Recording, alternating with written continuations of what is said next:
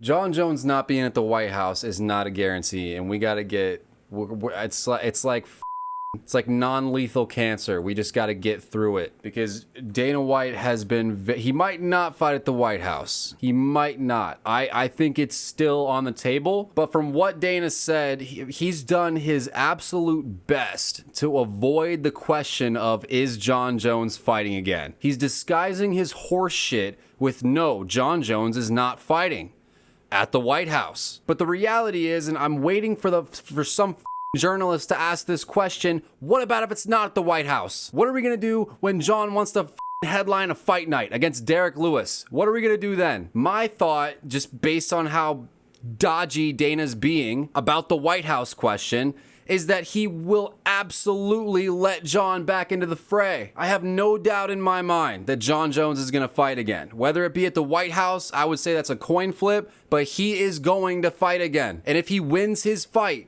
if he decides to just take a low ball, I'll headline a fight night. If he wins that fight, he's fucking back in the title picture. And it's heavyweight. He's 38 years old, but it's heavyweight, bro. This can be accomplished. John can figure out a way to fucking shoehorn his way back into our fucking lives. I'm telling you, it's not over. It's not over with John Jones. Can we just review what Dana White said? Ha!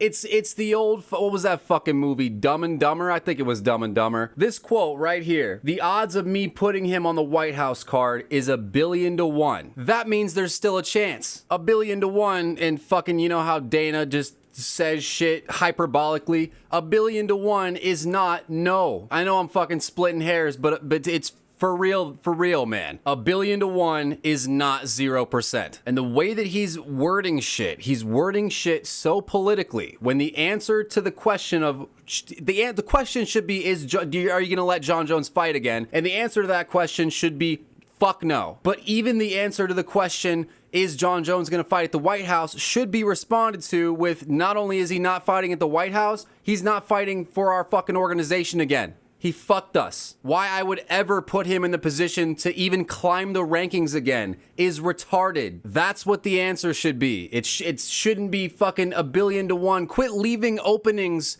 in your fucking sentences, Dana, you goddamn amazing politician.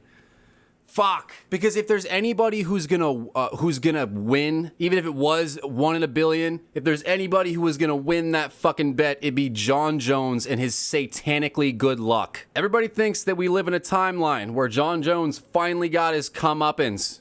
We don't. And that's my prediction of the day. It's like, do we look, other than Tom Aspinall, do we look at the heavyweight division like John couldn't fucking annihilate it in a year? It's up to John, dude. It's John's decision whether or not he wants to be active. It's not just, like, it doesn't have to, he doesn't have like a fucking written policy on his wall that he signed where he only fights once every couple years. He could decide to go back to his roots and fucking fight 5 times in the year 2026. He could fucking do it if he wanted to. He is John Jones, and the heavyweight division is the fucking heavyweight division. There are so many routes for John Jones to come back, it's actually hilarious. Like, you think fucking Salsa Boy is gonna stop John Jones if he wants it? If Cyril Gane loses to Tom, which is what should happen. You think Cyril Gane's gonna be able to do any better than he did the first one? I don't think so. I think Tom Aspinall is gonna make him look easier